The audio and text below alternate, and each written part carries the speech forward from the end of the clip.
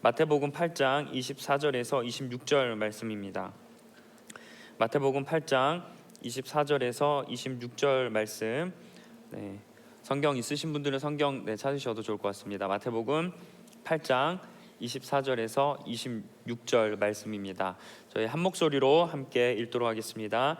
그런데 바다에 큰 풍랑이 일어나서 배가 물결에 막 뒤덮일 위험에 빠지게 되었다. 그런데 예수께서는 주무시고 계셨다. 제자들이 다가와서 예수를 깨우고서 말하였다. 주님, 살려주십시오. 우리가 죽게 되었습니다. 예수께서 그들에게 왜들 무서워하느냐, 믿음이 적은 사람들아 하고 말씀하시고 나서 일어나 바람과 바다를 꾸짖으시니 바다가 아주 잔잔해졌다. 아멘. 예수님께서 갈릴리 바다를 이제 건너시려고 배를 타셨습니다. 그리고 예수님께서 배를 타시니까 제자들도 같이 있다가 배를 이렇게 탔어요. 배를 탔을 때 그 배를 타신 분들 계시겠지만 우리가 겉으로 눈으로 볼 때 바다가 잔잔해 보여도 막상 배를 타면 되게 울렁거림이 심합니다. 어떤 분들은 멀미약을 꼭 먹어야 배를 탈 수 있는 그 정도로 멀미가 되게 심한 경우가 있는데, 오늘 이 말씀, 예수님께서 제자들과 함께 배를 타셨을 때 하필 바다의 풍랑이 너무나 셌습니다. 근데 얼마나 셌는지 이제 예수님과 제자들이 탄 배가 이제 침몰하게 될 정도로 너무나 큰 풍랑이 바다에 불었던 겁니다. 자, 그때 예수님께서 무엇을 하고 계셨을까? 예수님께서는 말씀에서 보셨듯이 잠을 자고 계셨어요. 배 멀미도 없으신가 봐요. 그 상황에서, 흔들리는 상황에서 편안하게 잠을 이렇게 청하실 수 있는지 진짜 대단한 것 같습니다. 어쨌든 지금 막 이렇게 풍랑이니까 제자들이 예수님을 막 깨워요. 그러면서 예수님한테, 예수님 큰일 났습니다. 우리가 두렵다. 우리가 죽게 되었다. 큰일 났다. 막 이러면서 예수님을 깨워요. 자, 예수님께서 좀 피곤하시니까 고나게 잠을 자고 계셨겠죠? 근데 제자들이 깨워서 이렇게, 여러분도 아시겠지만 내가 이렇게 잘 자고 있는데 누군가 막 흔들어 깨우면 기분이 어떠세요? 솔직히 좋진 않잖아요. 내 모닝콜에도 내가 일어나는 것도 힘든데 잘 자고 있는데 갑자기 막 누군가 막 흔들어 깨우죠. 근데 흔들어 깨우는데 딱 상황을 보니까 풍랑이 일고 막 배가 이제 침몰할 것 같은 위험한 순간이에요. 그러면 물론 살짝 처음에는 짜증 났겠지만 상황을 보면서 큰일 났다, 이런 생각이 들 겁니다. 자, 그러면 이런 상황에서는 예수님께서 어떻게 행동하셨을까 우리가 좀 궁금해요. 그리고 제자들도 예수님을 깨운 건 예수님께 뭔가 기대하는 마음도 있었다는 거죠. 근데 예수님께서 그 상황을 보고 제자들을 위로시키는 게 아니에요. 내가 이제 이 상황 봤으니까 너희들 진정해, 내가 해결해 줄게, 이런 말을 아마 제자들은 기대했을 겁니다. 근데 예수님께서 처음 하셨던 그 행동이 제자들에게 말을 하신 거예요. 제자들에게 뭐라고 얘기하냐면 왜 무서워하느냐, 왜 두려워하느냐라고 이야기를 합니다. 한마디로 지금 백성들이 그 배에 탄 사람들 모두가 너무나 지금 두려워하는 상황이었다는 거죠. 예수님께서 왜 두려워하느냐라고 말씀하시면서 이어서 제자들에게 조금 더 세게 이야기하세요. 믿음이 적은 자들아, 이렇게 말씀하십니다. 주님께서 지금 이렇게 풍랑이 일고 바다가 너무나 거센 이 상황에 어떤 해결을 하고자 노력하신 게 아니라, 예수님께서 먼저 하신 행동이 상황을 보는 게 아니라 제자들에게 이렇게 믿음이 적은 자들아라고 비판하신 겁니다. 우리가 생각할 때는 예수님께서 이런 상황에서 어떠한 조치를 취해야 된다고 생각하지만 주님은 그런 조치보다 제자들의 믿음이 적은 걸 책망하시는 거예요. 자, 이렇게 예수님께서는 제자들을 한 차례 이렇게 꾸짖으신 다음에 그 다음에 이제 바다와 파도를 향해서 잠잠하라라고 이야기합니다. 그랬더니 신기하게 바다가 잔잔해졌어요. 자, 이 모습을 본 사람들이 저 사람은 누구이기에 바람과 바다도 순종하는가라고 의아해하며 오늘 본문이 마무리됩니다.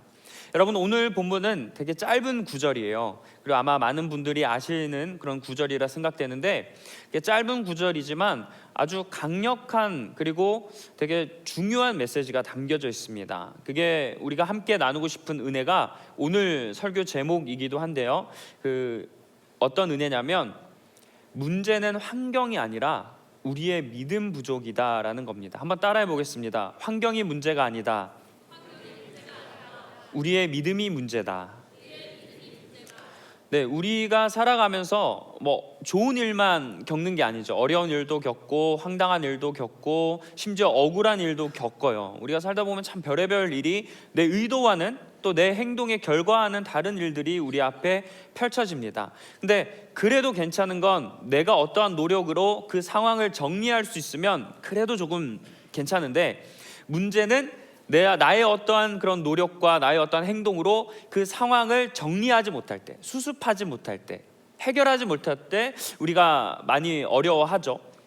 근데 우리가 그 생각을 좀 해보면 그 상황 가운데서 우리가 사실은 그런 환경과 어떤 어려움이 우리에게 크게 문제가 되는 게 아니라, 사실은 그 환경을 대하는 내가, 그 상황을 마주하는 내가 어떠한지에 따라서 매우 다른 반응과 결과를 우리가 낳을 수 있다는 겁니다. 자, 제자들이 오늘 본문에서 그런 두려운 상황에서 예수님께 두렵습니다, 우리가 죽게 되었습니다 라는 정도로 오늘 본문에선 이야기했어요. 근데 오늘 본문이 마가복음이나 다른 복음서에서 나타나거든요. 근데 마가복음에서 특히 제자들이 예수님을 깨울 때 이렇게 표현을 해요. 조금 오늘 본문과는 다른 표현입니다. 예수님, 우리가 죽게 되었는데 지금 무엇을 하고 계시는가? 이런 식으로 제자들이 물어요. 자, 마가복음 4장 38절 말씀입니다. 제자들이 예수를 깨우며 말하였다. 선생님, 우리가 죽게 되었는데도 아무렇지도 않으십니까? 자, 오늘 본문은 죽게 되었습니다, 두렵습니다, 약간 이런 말투였는데 완전히 말투가 달라요. 약간 예수님을 지금 책망하는 듯한 표현입니다. 우리가 죽게 되었는데 아무렇지도 않냐고. 지금 우리가 이런 풍랑 가운데 배가 무너져서 우리가 지금 이 바다에 죽을 수도 있는데 예수님은 그 상황에서 지금 태평하게 잠이나 잘 수 있냐는 거예요. 지금 예수님의 행동을 약간 이렇게 따지고 책망하는 거죠. 지금 우리가 이렇게 죽게 되었는데 주님이라는 사람이 제자들 이런 어려움이 있는데 그냥 가만히 계실 수 있냐? 그래서 예수님을 막 책망하는 겁니다. 예수님은 원망하는 제자들에게 오늘 본문에서는 믿음이 적은 자들아라고 했죠. 근데 방금 살펴본 이 마가복음에서는 주님께서 조금 더 제자들에게 약간 센 표현을 해요. 뭐냐면 너희들의 믿음이 아직도 없냐고. 믿음이 적다라고 오늘 본문에서 이야기했지만 마가복음에서는 믿음이 없냐, 아예 없다라는 식으로 주님께서 표현해요. 뭐 적든지 없든지 어쨌든 제자들의 지금 믿음이 부족한 상황에 대해서 주님이 책망하시는 겁니다. 여러분, 우리가 제자 입장이라고 한번 생각해 봐요. 여러분이 타던 배가 막 풍랑 때문에 막 휘청휘청거리고 심지어 그 풍랑이 배를 삼킬 것 같아요. 그래서 내가 죽을 수도 있겠구나라는 생각이 들면 당연히 두려운 감정이 우리에게 들지 않겠습니까? 아, 나 이러다 죽을 수도 있겠구나, 이런 생각이 우리 안에 들어요. 그러니까 그 제자들이 느끼는 감정이 약간 오버한 게 아니라 당연하게 느낄 수 있는 감정이라는 거죠. 그러면 상식적으로 주님은 뭐 사랑하는 자녀들이 이런 두려움이 있으면 뭐 안심시키고 내가 뭐 확인했어, 이제 괜찮을 거야, 이렇게 위로하실 법한데 주님은 제자들을 책망을 하십니다. 그리고 이상하게도 주님은 위급한 상황에서 이렇게 두려워하고 떨리는 제자들을 공감하지 않으세요. 자, 지금 배가 침몰하니까 너희들 두려운 거 내가 이해해. 자, 근데 이제 내가 일어났자니, 그러니까 이제 괜찮아질 거야, 안심해, 두려워하지 마, 내가 뭐 이렇게 해결해 줄게, 이런 식으로 그들을 안심시키고 뭐 이제 제자들에게 이제 해결을 해준다는 그런 확신을 주신 게 아니에요. 주님은 공감과 위로를 하기보다 오히려 제자들을 믿음이 없냐라는 식으로 표현하실 정도로 강하게 그들을 비판하시는 겁니다. 우리가 아는 주님의 모습과 조금 달라요. 우리가 생각하는 주님은 뭐 죄 지은 자도 사랑하시고 병자들을 고치시고 불쌍한 사람들의 편에 계셔 주시는 그런 분이시잖아요. 위로해 주시고 함께 해 주시고 늘 돌보아 주시는 그런 주님인데, 오늘 본문의 상황에서는 유독 주님이 그런 모습을 보여주시는 게 아닙니다.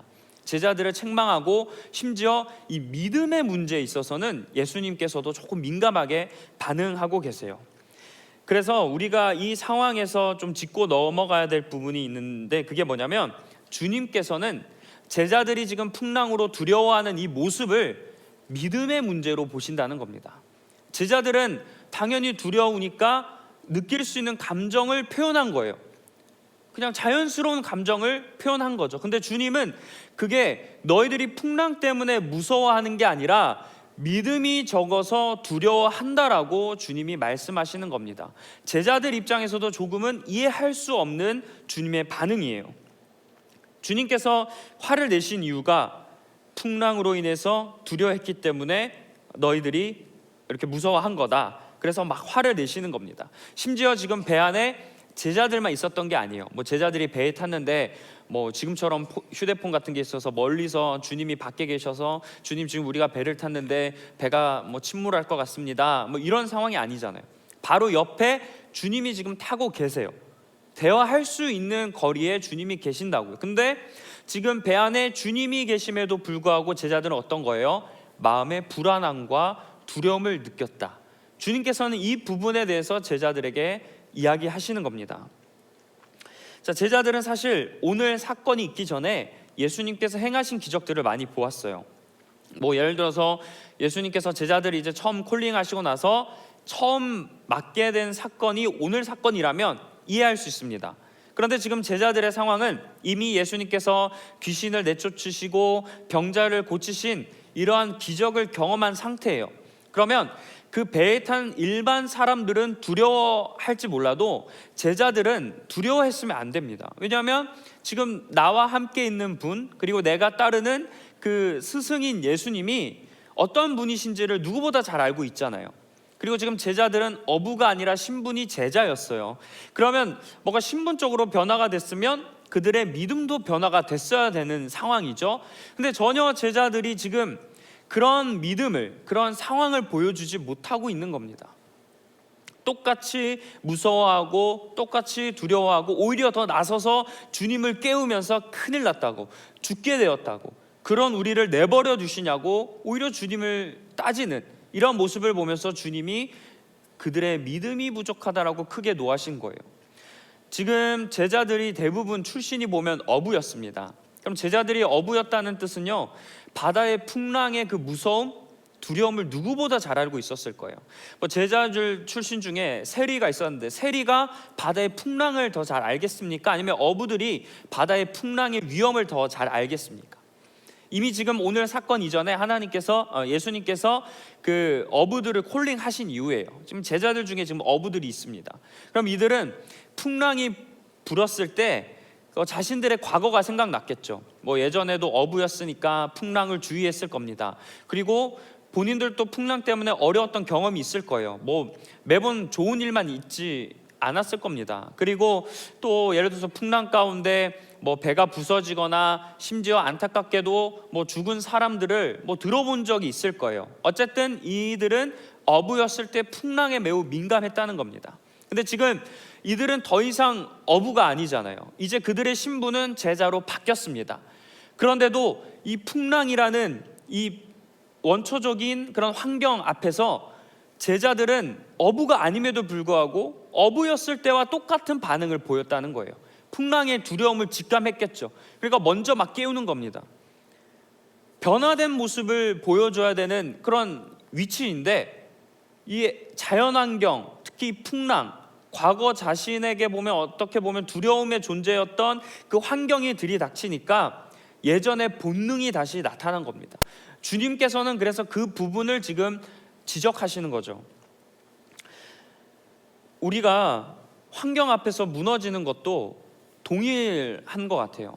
우리가 지금 살아가면서도 우리가 여러 가지 어려움을 만나는데 좀 우리가 오해하지 말아야 될 게 뭐냐면 내가 지금 주일에 예배를 드리고 교회에 다닌다고 해서 여러분들이 믿음이 다 뛰어난 게 솔직히 아니지 않습니까?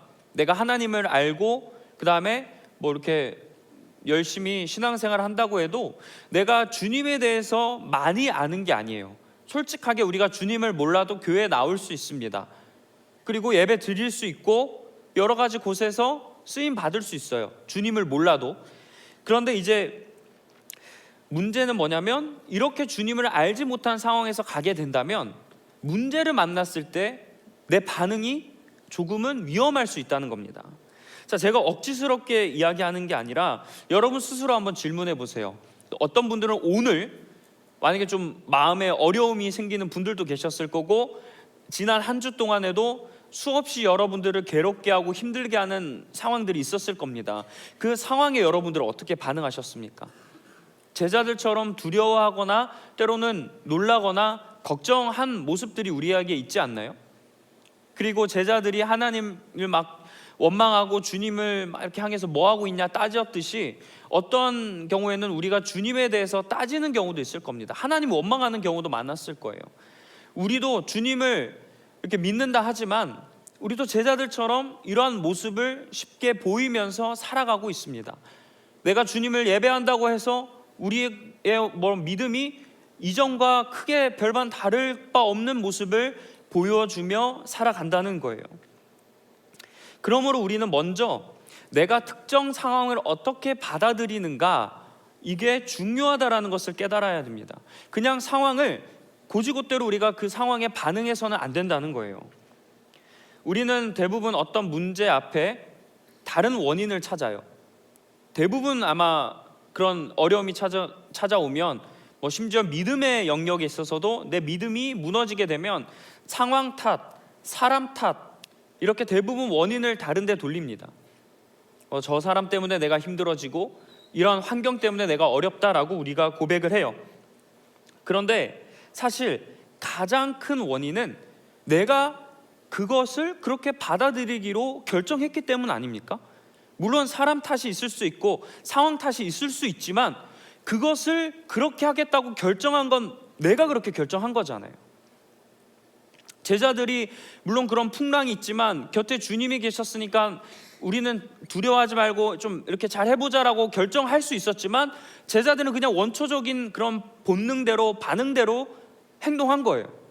우리도 수없이 그런 상황 가운데서도 여러 상황이 있는 것 같지만 결국에는 내가 그렇게 하기로 마음 먹었기 때문에 그런 반응이 나온다는 겁니다. 아마 최근에 제가 기안84가 나 혼자 산대에서 마라톤 뛰는 영상을 봤어요. 그거 아마 보신 분들도 계실 텐데 그 마라톤 영상을 이제 보면서 기안84가 되게 좀 많이 부러웠습니다. 왜냐하면 저도 사실은 이렇게 하프 코스 뛰는 거나 풀 코스 뛰고 싶어 해요. 근데 제가 못하는 이유가 뭐냐면 대부분 왜 그런 대회는 다 주일에 하는지, 토요일에라도 했으면 제가 어떻게 해서 시간 내서 토요일에 참여하고 막 설교할 때 골골대도 한번 해보고 싶거든요.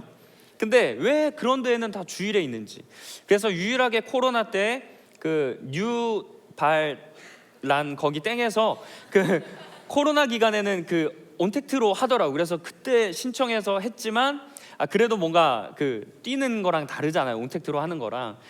그래서 좀 개인적으로 진짜 이게 괜히 나와서 하는 게 아니라 제 버킷 중에 하나가 뭐냐면 국내에서 풀코스 한번 도전해보고 그리고 국제대회 보스턴 마라톤 대회 있잖아요. 거기서 한번 도전해보는 게 제 버킷입니다. 그래서 간혹 유튜브를 막 보니까 어떤 아디땡스에서 영상을 보스턴 막 이렇게 사람들이랑 하는 영상들이 있더라고요. 그거 보면서 마음에 어려울 때 말씀으로 위안을 받아야 되는데 나는 언젠간 이거 할 것이다 라고 하면서 좀 영상을 봐요. 그래서 기안84가 그걸 도전한다고 했을 때 너무 부러웠습니다. 왜냐하면 저는 아마 은퇴해야 그 주의를 좀 자유롭게 그나마 쓰지 않을까. 근데 그때 되면 이제 체력이 될까 이런 걱정이 있어요.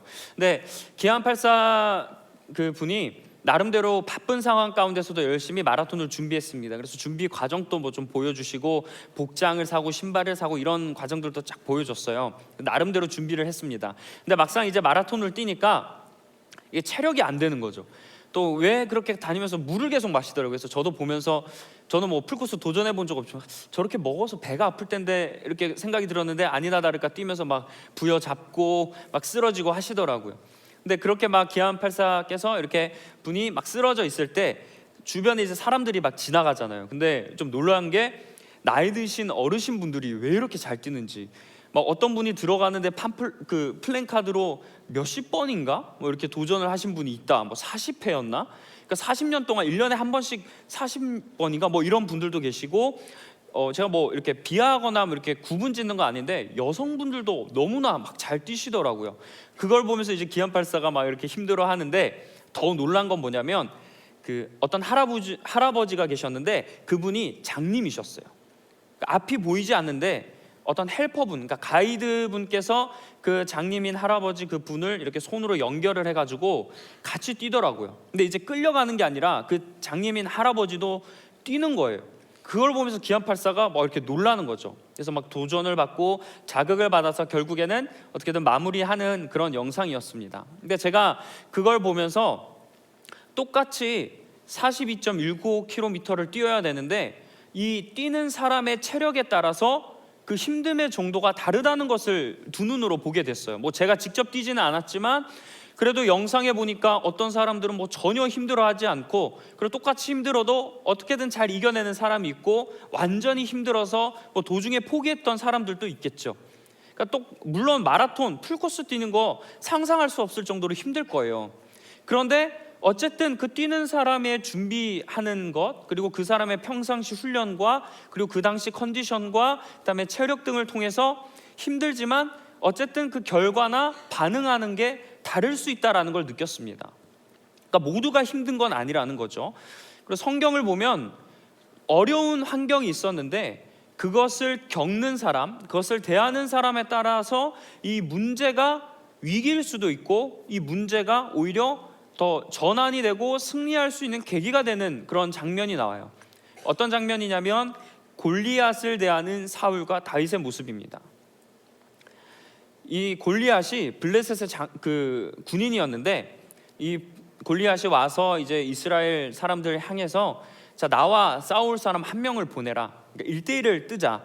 그래서 내가 이기면 너희들 우리한테 무릎 꿇고 내가 지면 우리가 순순히 무릎 꿇겠다, 이런 막 제안을 하면서 놀려요. 이스라엘 군대를 막 모욕합니다. 근데 그런 상황 앞에서 당시 왕이었던 사울과 이스라엘 군인들이 아무런 반응을 하지 못해요. 왜? 두려우니까, 무서우니까. 키가 너무나 컸어요. 키가 너무나 크고 무서우니까 그런 도발에 아무런 대응을 하지 못합니다. 그러나 당시 목동이었고 나이가 비교적 어렸던 이 다윗은 자신이 골리앗과 싸우겠다고 해요. 왜냐하면 하나님의 군대를 모욕한 저 골리앗을 가만히 둘 수 없다는 겁니다. 그러면서 이제 이런 믿음의 고백을 다윗이 하는데, 다윗의 말이거나 다윗은 말을 계속하였다. 이제 다윗의 말이에요. 사자의 발톱이나 곰의 발톱에서 저를 살려주신 주님께서 저 블레셋 사람, 그러니까 골리앗의 손에서도 틀림없이 저를 살려주실 것입니다. 자, 다윗이 평소에 사자의 발톱이나 곰의 발톱, 그러니까 그런 동물들의, 맹수들의 공격에서 하나님이 자기를 지켜주셨듯이 지금 이 골리앗의 공격에서도 하나님이 나를 지켜주신다라는 걸 믿는 거예요. 여러분, 사자와 곰의 공격과 거인 골리앗의 공격 차원이 다를 수 있어요. 근데 좀 제가 섬뜩한 걸 보게 된 게, 여러분, 곰이 우리가 생각할 때 막 귀여운 뭐 동물처럼 보이지만 곰이 되게 무섭잖아요. 곰이 막 사람을 죽이는 일도 다반사고, 사자도 뭐 물어 뜯으면 그냥 사람은 그냥 죽잖아요. 근데 그런 맹수의 공격에서도 하나님이 자기를 지켜주셨다라는 그런 믿음이 있으니까 아무리 키가 크고 아무리 훈련을 받은 골리앗이라 할지라도 본인은 목동이잖아요. 칼을 잡을 수도 없고 공격을 해본 적도 없는, 군인도 아니어서 전쟁에 나가본 적도 없는 이 다윗은 자신을 그동안 지켜주셨던 하나님이 이 문제 앞에서도 동일하게 지켜주신다는 믿음이 있는 거예요. 상황이 문제가 아니라는 겁니다. 대상이 바뀌어도 상관없다는 거예요. 뭐 상황이 어떻게 흘러가도 자기는 상관없다는 겁니다. 왜? 하나님이 나와 함께 하시기 때문에. 지금도 나와 함께 하시고 그런 나에게 은혜를 베푸시겠다는 그런 믿음이 있으니까 다윗은 환경이 중요한 게 아니에요. 문제가 중요한 게 아니에요. 하나님을 바라보는 겁니다. 이게 되게 놀라운 고백이에요, 여러분. 다윗과 사울 둘 다 하나님을 믿었죠. 그리고 그 둘 다 골리앗이라는 똑같은 어려움에 처해 있었습니다. 그런데 이 사울은 골리앗의 앞에서 두려움을 느껴서 하나님을 의지하지 못하는, 하나님을 생각지도 못하는 그런 믿음이 적은 모습들을 보여줬어요. 그러나 그 상황에서 다윗은 하나님을 바라보았고 환경에 관계없이 하나님이 나를 지켜주실 거라는 믿음이 있으니까 전투에 나가서 어떻게 돼요? 승리를 거두는, 완전히 다른 역사가 시작되게 하는 그런 터닝 포인트의 기회가 되었다는 겁니다. 이런 믿음을 보여주니까 다윗이 그 다음에 하나님께 인정을 받지만 무엇보다 백성들에게 이제 믿음에 대해서 그리고 다윗의 이름이 알려지는 놀라운 계기가 돼요. 이렇듯 문제가 있어도 내 믿음과 그런 어떤 상황에 따라서 그것을 바라볼 수 있는 시각이 바뀐다는 겁니다. 환경이 문제가 아니라 그러니까 내 믿음이 중요한 거예요. 내가 하나님을 지금 얼마나 신뢰하고 있는가, 그런 어려움 앞에 내가 하나님의 능력을 얼마나 믿는가, 이게 중요하다는 겁니다. 그래서 어려움이 찾아왔을 때 나의 믿음에 따라서 그게 위기일 수도 있지만 반대로 어떤 하나님을 알게 되는 은혜의 좋은 기회일 수도 있다는 거예요. 우리는 문제가 생길 때 아까 말씀드렸듯이 외부의 탓을 하고 심지어 심한 경우는 어때요? 하나님을 원망합니다. 하나님이 어떻게 이러실 수 있냐, 이 상황은 뭐 내가 해결할 수 없다, 이렇게 우리는 외부 상황과 다른 어떤 핑계를 대려고 해요. 왜? 내가 약한 것을 감추고 싶은 거죠. 사실은 내 믿음이 약하고 내가 어떤 의지가 약한 것인데 그것을 내가 인정하지 못하고 나를 돌아보지 못하니까 내가 이것 때문에 안 돼, 내가 이것 때문에 믿음이 적어, 내가 이것 때문에 시험을 받았어, 자꾸 이렇게 핑계를 대려고 해요. 근데 여러분, 똑같은 나여도 컨디션이 좋거나 기분이 좋을 때는 아무렇지 않잖아요. 예를 들어 누군가 내가 기분이 좋고 컨디션이 좋을 때 나를 비판하고 놀리면 어때요? 그래도 뭐 기분은 잠깐 나쁠 수 있겠지만 웃어 넘기거나 이렇게 매너 있게 행동할 수 있어요. 근데 문제는 이제 내가 기분이 좋지 않거나 내 감정이 좋지 않을 때, 내가 상황에 여유가 없을 때 똑같은 상황에서 이제 발끈하고 화를 내기 시작하는 겁니다. 오히려 더 작은 상황에서도 내가 부정적으로 반응하게 돼요. 여러분 다 공감하실 거예요. 내 상황에 따라서 반응이 달라질 수 있다는 거죠. 그리고 또 어떤 사람들을 보면 객관적으로 딱 봐도 너무나 힘든 상황에 처한 사람들이 있어요. 근데 그 사람을 보면서 나조차도 야, 나 같으면 저런 상황에서 하나님 원망했겠다, 신앙이 무너졌겠다, 또는 나 같으면 살아가기가 너무 힘들었겠다라고 생각이 드는 사람이 있어요. 근데 그런 상황에서 당사자임에도 불구하고 아무렇지 않고 오히려 덤덤한 사람들이 있어요. 나 같으면 하나님을 원망할 것 같은데 오히려 더 하나님을 믿는 사람들이 있다는 거죠. 나 같으면 신앙을 포기하고 어떻게 해서든 조금 이렇게 부정적으로 이렇게 삐딱선을 탈 것 같은데 오히려 더 하나님께 기도하고 주님을 찾고 다 이유가 있을 거다, 하나님의 계획이다, 하나님이 나를 도와주신다라는 고백을 해요. 이 사람들이 왜 그럴까요? 이 사람들이 정신이 이상해서, 아니면 뭔가 잘못돼서 이런 걸까요? 아니요. 이 사람들은, 이렇게 표현하는 사람들은 오늘 제가 말씀드린 이 다윗처럼 하나님에 대한 확실한 믿음이 있는 거예요. 본문에 나왔던 제자들처럼 어떤 믿음이 부족해서 두려워하는 게 아닙니다. 상황은 똑같을지라도 사울과 다윗이 달랐듯 이렇게 고백하는 사람들은 믿음이 있기 때문에 하나님이 그래도 나와 함께 하시고 하나님이 나를 도와주실 거라는 그런 강한 확신이 있는 거죠.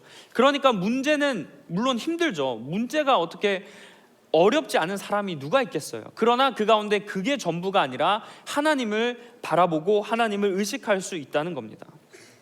그래서 어떠한 상황과 어려움이 나에게 문제로 다가오지 않기 위해서, 그게 나를 어떻게 무너뜨리는 걸림돌이 되지 않기 위해서 우리가 믿음으로 바로 서 있어야 한다는 거예요. 내 신앙이 늘 건강해야 된다는 겁니다. 믿음이 굳건하고 마음에 평안이 있고 정직하고 올바르면 그 상황에서 내가 무너지지 않는다는 거예요. 여러분, 그래서 평상시에 믿음이 중요한 거예요. 다윗이 지금 예를 들어서 내가 이전에 하나님에 대한 은혜를 경험 못했고 뭐 믿음이 개판이었지만 하나님 도와주시면 제가 이겨내겠습니다라고 고백하지 않아요. 평상시에 하나님의 은혜를 다윗이 충분히 누렸습니다. 그러니까 상황이 닥쳐도 이번에도 할 수 있다라고 고백하는 거 아니겠어요? 그래서 여러분들께서도 매일의 삶이 중요한 거예요. 주일에 와서 은혜 받고 교회에 나와서 위로 얻고 중요한데, 여러분의 삶의 자리가 어떻게 보면 더 중요해요. 여러분의 삶의 자리가 오늘 제자들이 풍랑을 만난 것 같은 위기의 순간이 펼쳐지는 곳 아닙니까? 교회에서보다 여러분이 겪고 있는 그 자리에서 오히려 제자들이 풍랑을 만난 것처럼, 다윗과 사울이 골리앗을 만난 것처럼 여러분이 있는 그곳이 더 어려운 상황들이잖아요. 그래서 여러분이 그곳에서 평상시에 어떠한 믿음으로 살아가느냐가 중요한 겁니다. 그래서 괜히 기도하고 괜히 말씀 보고 괜히 어떻게든 중심을 잡고 살아가라고 이야기하는 게 아니에요. 우리가 주일에만 모든 것을 다해서, 예를 들어서 주일에 내가 예배 나와서 회복해서 그 다음에 한 주간을 살아가야지, 이런 마인드가 아니라 한 주간에도 열심히 잘 살고 거기서도 은혜를 받아야 돼요. 그래서 물론 힘드니까 교회에 나와서 위로받고 은혜 받는 것 되게 감사한 일이지만, 어떤 분들은 조금 더 삶의 자리에서 내가 이런 어려움 가운데 다윗과 같은 믿음으로 살아봤더니 이런 은혜가 있었습니다라는 긍정의 마음들과 은혜를 가지고 교회에 나와서 셀 모임 할 때도 그렇고 지체들에게도 내가 어려웠는데 이 믿음으로 이렇게 살아가니까 하나님이 이러한 은혜를 주셨어요, 이렇게 고백할 수 있는 여러분이 되었으면 좋겠습니다. 그래서 주중의 삶이 중요한 거예요. 그냥 대충 그냥 좋은 말을 하려고 주중이 중요하다는 게 아닙니다. 여러분이 평소에 삶에서 어떠한 어려움 가운데 다윗처럼 이런 경험이 있으면 여러분이 놓여지는 상황이 다르겠지만, 앞으로 또 어떠한 시련이 찾아올지 모르겠지만 그 가운데서도 다윗과 같은 고백을 할 수 있을 줄 믿습니다. 그래서 일단 우리가 주님을 믿어도 어려움이 생길 수 있다는 걸 먼저 인정하셨으면 좋겠어요. 우리가 주님과 함께 있다고 해서, 주님을 믿는다고 해서 우리에게 아무런 어려움이 찾아오지 않으면 좋겠죠. 저도 그러고 싶습니다. 내가 열심히 기도하면 나에게 아무런 어려움, 아무런 그런 신경 쓸 일이 없었으면 좋겠어요. 그런데 저와 여러분 아시죠? 그런 일이 주님을 열심히 믿어도, 아무리 주님께 부르짖어도 찾아와요. 내 의지와 상관없이 밀려옵니다. 제자들도 보세요. 제자들 오늘 배에서 주님과 같이 있었잖아요. 주님과 같이 있어도, 그 배를 타고 있어도 풍랑이 찾아온다니까요. 우리가 그 상황을 컨트롤할 수 있나요? 컨트롤할 수 없어요. 어떻게 우리가 하나님이 아닌데 그 상황을 컨트롤할 수 있겠습니까? 그러나 그 상황 가운데서 우리가 하나를 컨트롤할 수 있는 게 있죠. 우리의 마음. 우리의 믿음은 우리가 컨트롤할 수 있는 거예요.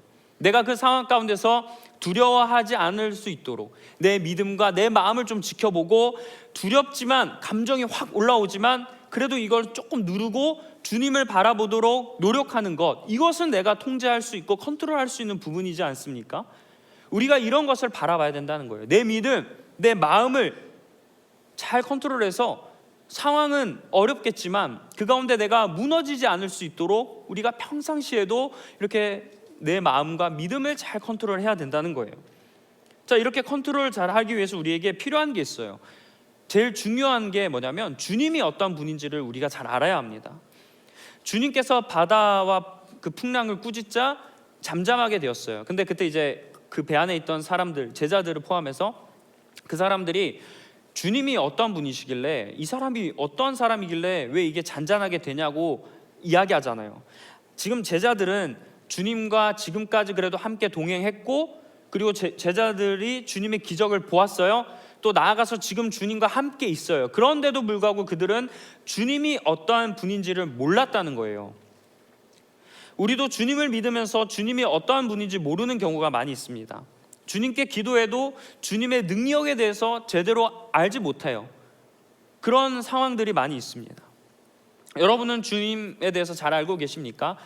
누군가 주님이 어떤 분이시냐고 물어보면 여러분 잘 대답하실 수 있으세요? 예를 들어서 1년 전에 내가 알았던 주님에 대한 대답과 지금 내가 대답할 수 있는 주님에 대한 게 동일한가요? 아니면 더 풍성해졌나요?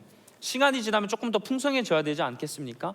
그런데 주님에 대한 걸 우리가 제대로 알지 못하고 1년의 삶, 올해 23년을 돌아보면서 내가 주님을 더 경험했다면 어쨌든 주님에 대해서 더 잘 고백할 수 있겠죠.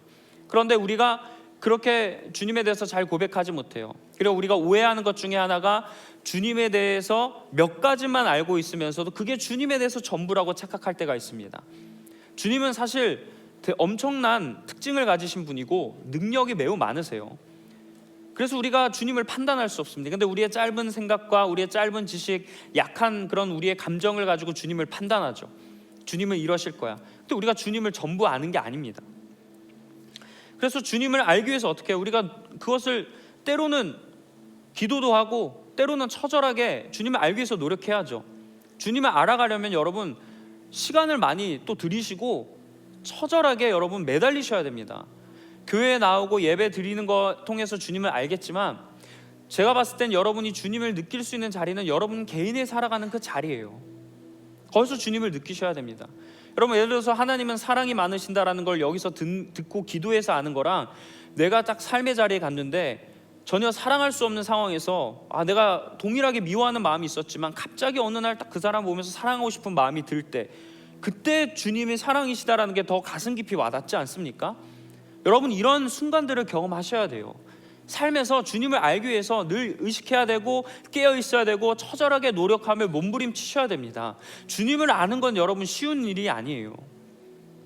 몇 개 정도 아는 건 쉽겠죠. 그냥 외워도 되니까. 그러나 우리가 주님을 깊이 경험하고 주님을 깊이 묵상하는 건 시간과 노력과 때로는 눈물의 과정이 필요하고, 때로는 고통의 과정이 필요하고, 때로는 기쁨의 그런 순간들이 넘쳐납니다. 이러한 순간들 가운데 우리가 주님에 대해서 알 수 있는 거예요. 이렇게 우리가 주님을 제대로 알아야 돼요. 주님에 대해서 알게 된다면 우리가 어떤 문제가 더 이상 문제가 되지 않기 때문입니다. 그리고 무엇보다 우리가 주님을 알았으면 주님을 믿어야 돼요. 여러분, 아마 여기 있는 분들 중에서 주님을 알지만 믿지 못하는 분들도 많으실 거예요. 믿어도 온전히 믿지 못하고 조금만 믿는 분들도 계실 겁니다. 어떤 영역에서만 주님에 대해서 믿지만 다른 영역에서는 주님에 대해서 믿지 못하는 분들도 계실 거예요. 그런데 우리는 주님이 어떠한 분이신지를 제대로 믿어야 돼요. 알면 뭐예요? 믿지 않으면 필요가 없는 거 아니겠습니까? 세상 사람들도 주님에 대해서 알아요. 믿지 않는 사람들도 주님에 대해서 알아요. 그런데 그 사람들과 우리가 다르다는 건 뭐겠어요? 주님을 믿는 것 아니겠습니까? 어리석어 보이는 것 같지만 그게 참된 진리라는 걸 믿는 거잖아요. 거기서 우리에게 차이가 있고 거기서 우리의 능력이 시작되는 겁니다. 하나님은 믿는 사람들만 통치하시는 분이 아니라 온 세상을 다스리시는 분이라는 걸 믿길 소망합니다. 하나님은 어떤 순간에서도 나를 반드시 이끄시고 도와주신다는 사실을 믿길 축원합니다. 하나님은 어떤 문제도 해결하실 수 있는 충분한 능력을 지닌 분이라는 것을 믿는 저와 여러분이 되길 축원합니다. 그리고 하나님은 오늘 말씀에서도 그렇지만 이전에서도 말씀 가운데 병자를 고치시고 심지어 죽은 자를 살리셨던 것처럼 나에게도 그런 은혜를 베푸실 수 있다는 것을 믿는 저와 여러분 되길 축원합니다. 그러셨으면 좋겠어요가 아니에요. 그럴 줄 믿습니다라고 고백하는 저와 여러분이 되길 축원합니다. 그리고 주님께서는 놀라운 게 바람과 바다, 자연 현상도 다스리시는 분이에요. 이런 것처럼 우리가 어떻게 할 수 없는 그런 자연적인 현상과 그런 상황들은 주님께서는 반드시 다스리실 수 있는 분이라는 걸 믿는 저와 여러분 되길 축원합니다. 그리고 무엇보다 이런 주님의 능력이 나에게도 동일하게 있게 된다라는 사실을 믿길 여러분 축원합니다. 하나님께서 그런 은혜를 나에게도 베풀어 주신다. 지금 내 옆에 계신 하나님, 그 하나님이 어떤 분이신 줄 알고 내가 그 하나님을 믿으면 어떠한 상황에서 흔들리지 않는다. 왜? 주님이 나와 함께 하시고 나를 도와주시니까. 이런 믿음을 가지고 상황을 달리 해석하는 여러분이 되었으면 좋겠습니다. 세상 가운데 똑같은 문제라 할지라도 믿지 않는 사람들은 욕을 하고 부정하겠지만 우리는 그 가운데 하나님을 바라볼 수 있어야 되길 간절히 축원해요. 똑같은 문제를 그 사람들과 같은 방식으로 해석하고 같은 방식으로 바라보지 않길 여러분 간절히 축원합니다. 그래서 여러분 기도가 바뀌어야 돼요. 하나님, 제가 주님을 믿으니까 나의 삶에 어려움이 찾아오지 않게 해주세요. 이렇게 기도하는 것보다 하나님, 내가 하나님을 믿으니까 어려운 순간이 오더라도 하나님의 능력을 신뢰하게 해주세요. 같은 상황이라도 내가 다르게 볼 수 있는 믿음의 눈이 제가 열리게 하여 주옵소서. 그 상황 가운데 내가 힘들고 어려워서 좌절하고 눈물 흘리며 하나님을 원망하고 싶지만 그 곁에 그 상황에 서서 나를 지켜보시는 주님을 바라볼 수 있는 믿음의 눈을 나에게 허락해 주세요. 이렇게 기도할 수 있는 저와 여러분이 되길 간절히 축원합니다. 여러분, 이제 말씀을 맺습니다. 우리가 세상을 살아가면서 우리에게 필요한 건 세상의 지식과 기술이 아니에요. 삶의 모든 영역에서는 믿음이 필요합니다. 믿음이 없으면 우리가 살아갈 수가 없어요. 혹시 내가 하나님을 믿어서 세상을 잘 살아가도록 세상의 것들을 구하시는 분들이 계시다면 내려놓으시고 세상의 영역에서도 믿음이 중요하다는 것을 여러분 꼭 깨달으시길 바랍니다.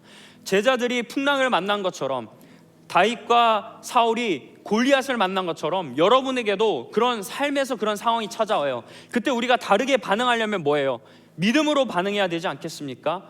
믿음으로 그 상황을 해석해야 되지 않겠습니까? 그러기 위해서 주님이 어떤 분이신지를 여러분 반드시 꼭 깨달으시길 축원합니다. 그리고 예수님을 제대로 믿으시길 바래요. 찬양의 가사에 이런 가사가 있어요. 거친 파도가 날 향해 와도, 폭풍 가운데 내가 있을지라도 잠잠하게 주를 바라보는 것, 그런 어렵고 문제 상황이 있을지라도 그 상황 가운데 주님이 나와 함께 하시고 주님이 나를 돌보시고 주님이 반드시 해결해 주실 거라는 것을 믿고, 그 믿음으로 더 이상 같은 상황일지라도 세상과 다르게 볼 수 있는, 그리고 그것을 넘어 하나님의 일을 기대하고 하나님의 역사심을 믿을 수 있는 우리 리버스 청년부가 되길 주님의 이름으로 간절히 축원합니다. 기도하겠습니다. 하나님, 우리에게 어려운 상황이 찾아올 때 우리는 그동안 어떠한 사람 탓, 상황 탓, 조직 탓, 시스템 탓, 공동체 탓, 여러 가지 외부의 그런 탓을 하기만 바빴습니다. 그러나 그 상황 가운데서도 주님은 분명히 계셨을 텐데 왜 내가 그렇게 바라보았는지 주님 돌아봅니다. 물론 그 상황 가운데 어려움이 없는 사람이 누가 있겠습니까? 힘들지 않은 사람이 누가 있겠습니까? 그러나 믿는 사람이라면, 주님을 내 옆에 모시는 사람이라면, 주님과 동행하는 사람이라면 그 상황을 다르게 봐야 할 줄 믿습니다. 주님, 이제 그 문제가, 어려움이 나에게 시험이 되지 않도록 살아계신 하나님께서 나에게 주님을 바라볼 수 있는 믿음을 더하여 주시옵소서. 살아계신 하나님을 의지할 수 있도록 주님 도와주시고, 문제를 넘어 역사하시는 하나님, 평상시의 삶에서도 주님의 은혜를 경험해서 앞으로도 어떠한 어려움과 고난의 순간이 찾아온다 할지라도 그 가운데 흔들리지 않고 주님을 의지할 수 있는 우리 리버스 청년부가 될 수 있도록 주님 우리를 꼭 붙잡아 주시옵소서. 모든 말씀 예수님의 이름으로 기도합니다. 아멘. 우리 다 함께 일어나셔서 결단하며 나아가겠습니다.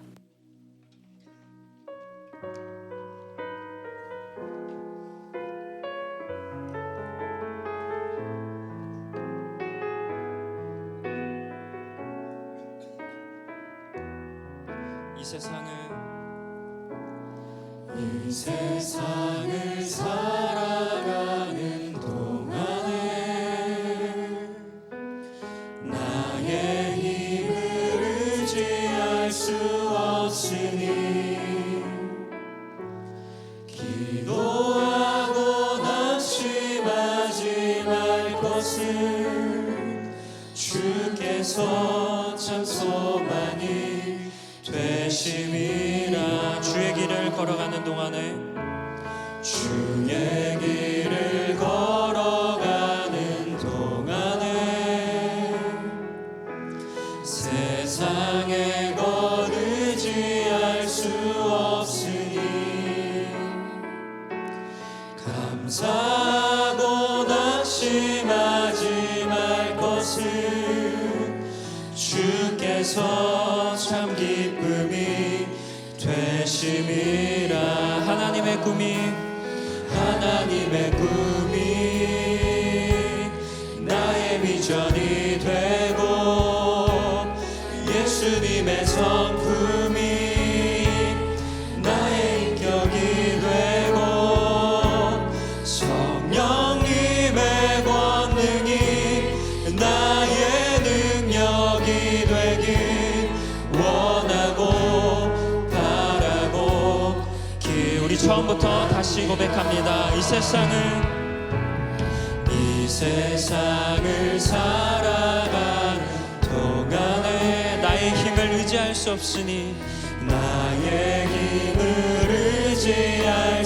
없으니 기도하고 낙심하지 말 것은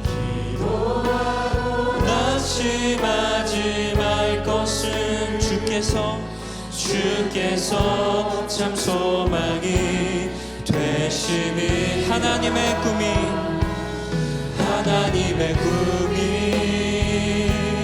나의 비전이 되고 예수님의 성품이 나의 인격이 되고 성령님의 권능이 나의 능력이 되길 원하고. 우리 다시 한 번 더 하나님의 꿈이 나의 비전이 되길 원합니다. 고백해요. 하나님의 꿈이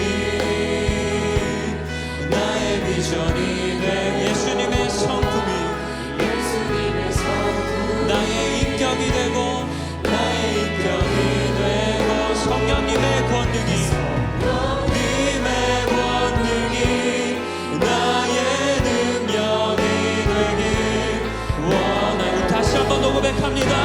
하나님의 꿈이 나의 비전이 되고 하나님의 꿈이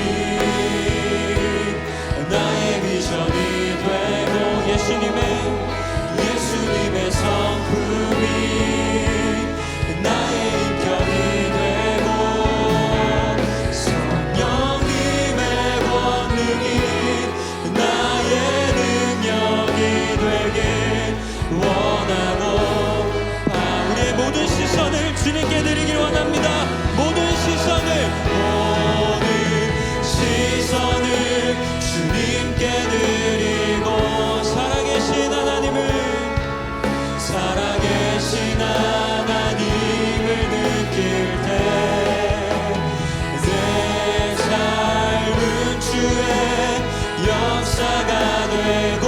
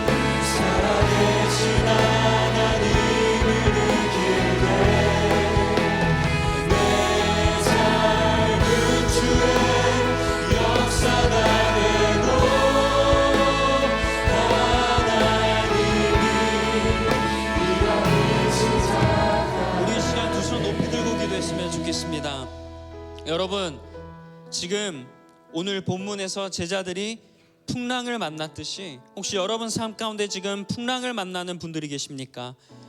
혹은 이제 앞으로 어떤 상황 가운데 내가 풍랑을 맞이한다면 어떻게 반응하실 겁니까? 여러분, 오늘 말씀을 기억하시길 바랍니다. 문제와 어려움은 주님을 믿어도 함께해도 찾아옵니다. 그러나 그런 상황 가운데 내가 어떻게 반응할 것인가, 이것은 내가 결정할 수 있는 일입니다. 부디 사울과 제자들처럼 두려워하지 마시고 다윗처럼 이전에도 돌보신 하나님이 나를 돌보실 줄 믿습니다, 고백하는 여러분이 되셨으면 좋겠습니다. 살아계신 하나님이 나를 이끄실 줄 믿습니다. 하나님은 나를 버려두지 않으시고 나를 반드시 책임져 주실 줄 믿습니다. 시험은 찾아오지만 그 가운데 하나님이 나와 함께 하셔서 나를 홀려버려 두지 않으시고 나를 반드시 구원해 주실 것입니다. 이런 믿음을 가지고 고백하는 여러분이 되시길 간절히 축원합니다. 우리 주님 한번 부르짖고 오늘 말씀을 가지고 기도하며 나아갑니다. 주여,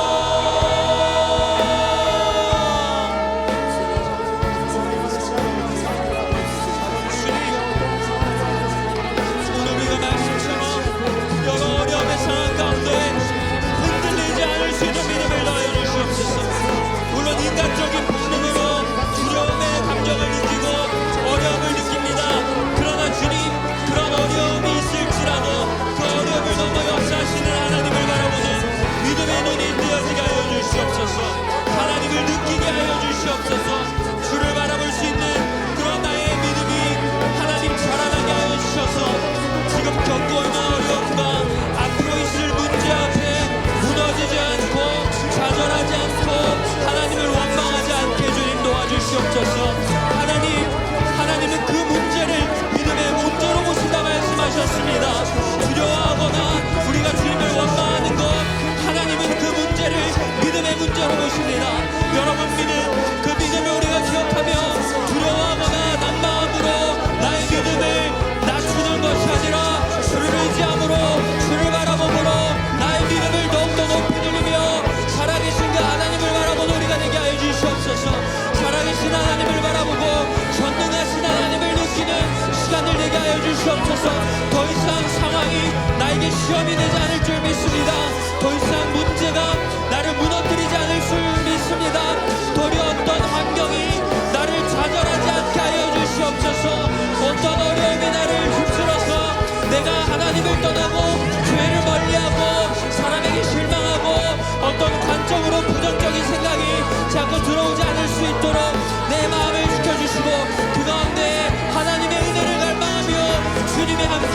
도와주시는구나. 주님이 나를 도와주시는구나.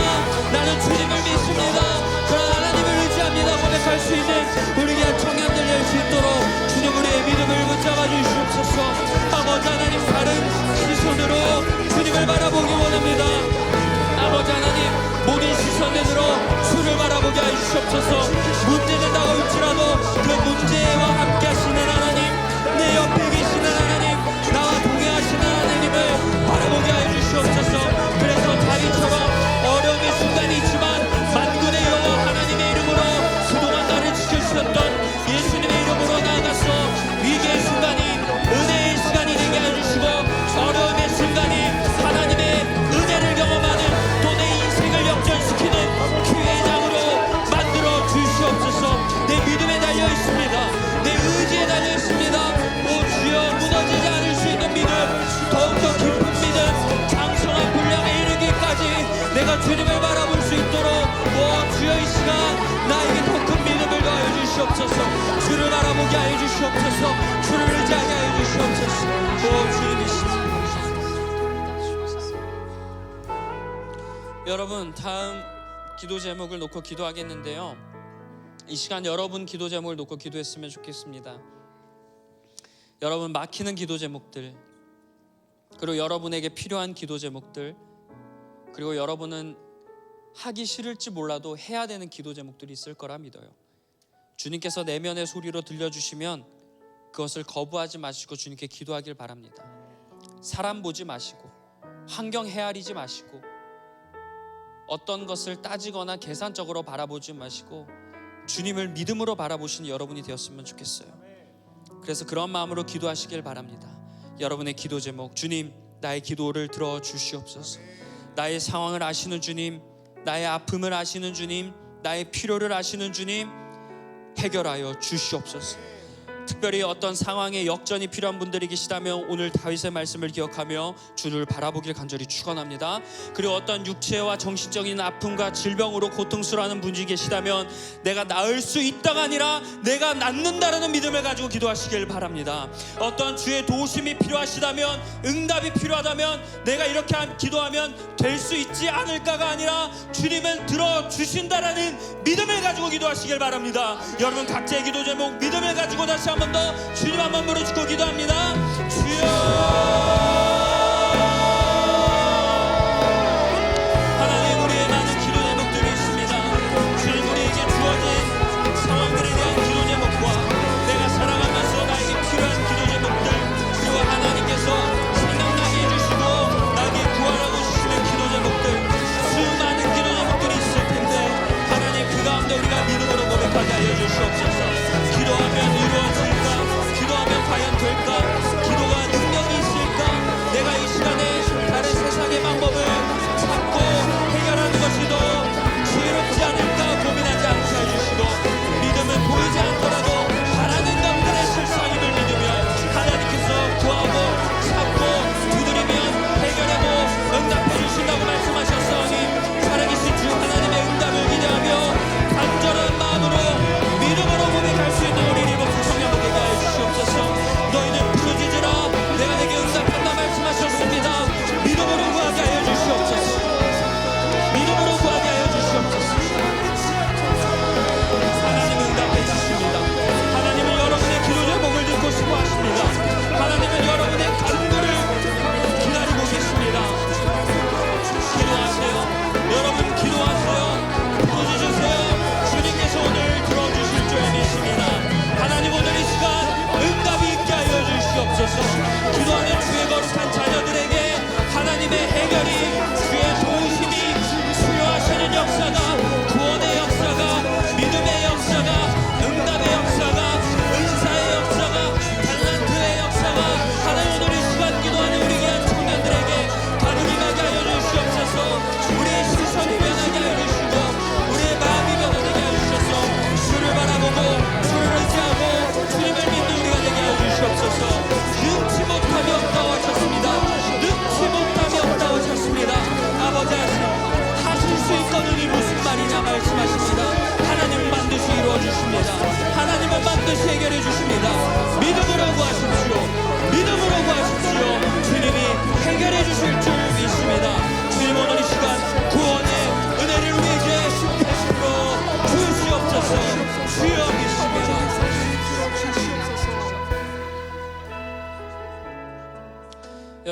오늘 이 시간 우리 공동체를 위해서 또 마지막으로 기도했으면 좋겠습니다.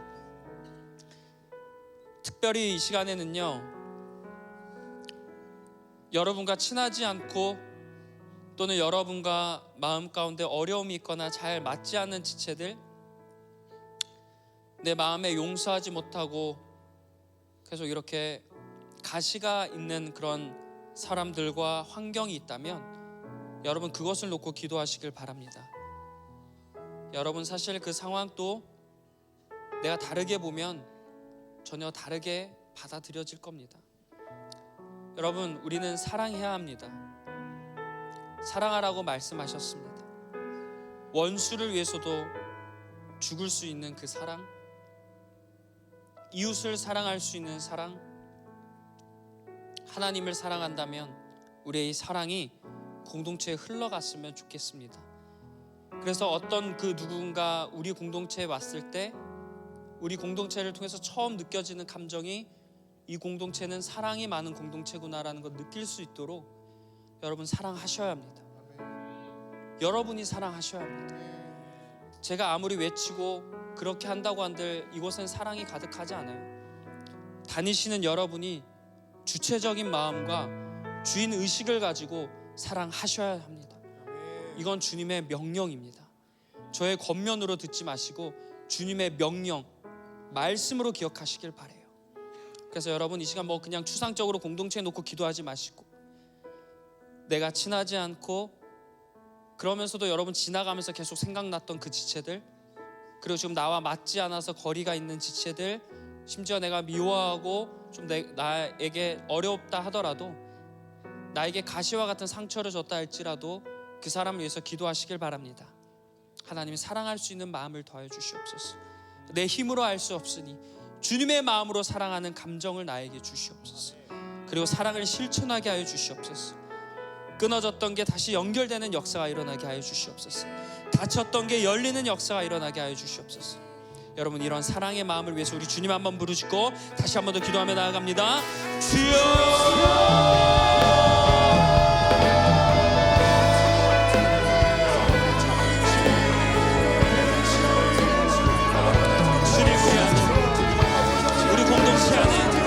주의 사랑이 가득하게 하여 주시옵소서. 주여 아버지 하나님, 주여 우리 안에 하나님의 사랑이 가득하기를 원합니다. 미움과 시기와 질투와 다툼과 교만과 이기심을 다 버리고 주의 사랑으로, 주의 십자가 사랑으로 우리 공동체를 꾸며다 주시옵소서. 사랑이 넘치게 하여 주시옵소서. 사랑할 수 있도록 주님 도와주시옵소서. 내 이웃을 내 몸처럼 사랑하게 하여 주시옵소서. 내가 중요하든 내 이웃도 중요하든 사랑하게 하여 주시옵소서. 사랑으로 섬기게 하여 주시옵소서. 사랑으로 용서하게 하여 주시옵소서. 사랑으로 품게 하여 주시옵소서. 사랑으로 권면하게 하여 주시옵소서. 사랑으로 인내하게 하여 주시고 오래 참음으로 주님의 사랑을 전하며 우리 공동체에 사랑이 넘치는 그런 사람들이 많아질 수 있도록 주님 도와주시옵소서. 내가 사랑받아야 되는 귀한 존재인데 그 누군가도 주님의 사랑을 받아야 합니다. 내가 다른 사람에게 사랑받으면 좋든 다른 사람들도 사랑을 받아야 마땅한 존재인 줄 믿습니다. 아버지 하나님, 깨어진 관계들, 무너진 상황들 가운데 주의 사랑으로 회복시키시고 싸매어 주시옵소서. 주의 사랑이 가득 넘치게 하여 주시옵소서. 믿음과 소망과 사랑의 실체인데 이 가운데 저희는 사랑이라 말씀하셨습니다. 우리 공동체에 믿음이 있고 우리 공동체에 소망이 넘칠지라도 우리 공동체에 무엇보다 사랑이 가득 넘치게 하여 주시옵소서. 사랑이 넘치는 공동체, 사랑하는 공동체, 사랑을 실천하는 공동체, 사랑을 바라보는 공동체 되게 하여 주시옵소서. 하나님을 사랑하고 이웃을 사랑하고 지체를 사랑하고 심지어 원수마저 사랑할 수 있는 마음의 용기와 믿음을 더하여 주시옵소서. 오 주님 사랑을 넘치게 하여 주시옵소서.